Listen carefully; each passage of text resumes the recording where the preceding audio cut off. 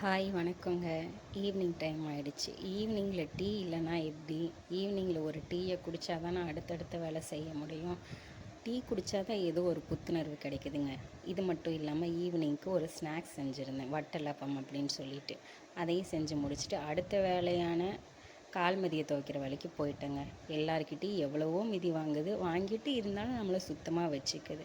இதை எல்லாத்தையும் துவைச்சி போட்டு முடிச்சுட்டு அடுத்த வேலை என்ன, டின்னர் தானே, டின்னர் ரெடி பண்ண போகணும்ல. ரொம்ப சிம்பிளாகவே முடிச்சிடலாம் அப்படின்னு சொல்லிட்டு இட்லியும் தக்காளி சட்னியை மட்டும் ரெடி பண்ணிட்டேங்க.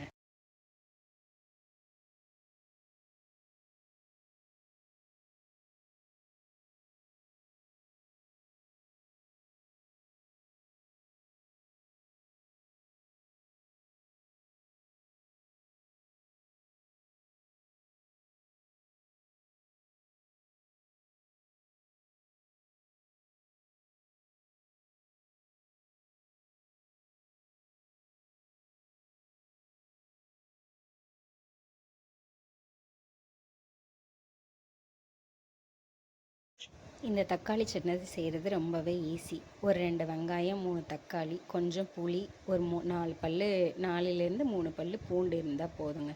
எல்லாத்தையும் ஒட்டுக்கா போட்டு ஒரு அரைச்சிட்டு, காரத்துக்கு தேவையான அளவு வரமிளகாய் எடுத்துக்கணுங்க. எவ்வளோ காரம் சேர்த்துப்பீங்களோ அந்தளவுக்கு காரத்துக்கு தேவையான அளவு வரமிளகாய் எடுத்து போட்டு எல்லாத்தையும் அரைச்சிட்டு, கடைசியாக கொஞ்சம் போல் உப்பு போட்டு தாளிக்கிறவங்க தாளிச்சிக்கோங்க. தாளிக்க விருப்பம் இல்லாதவங்க என்ன பண்ணணும் அப்படின்னா, நல்லெண்ணெயோ இல்லை தேங்காய் எண்ணெயோ ஊற்றி சாப்பிட்டு பாருங்கள். அவ்வளோ அம்சமாக இருக்குங்க.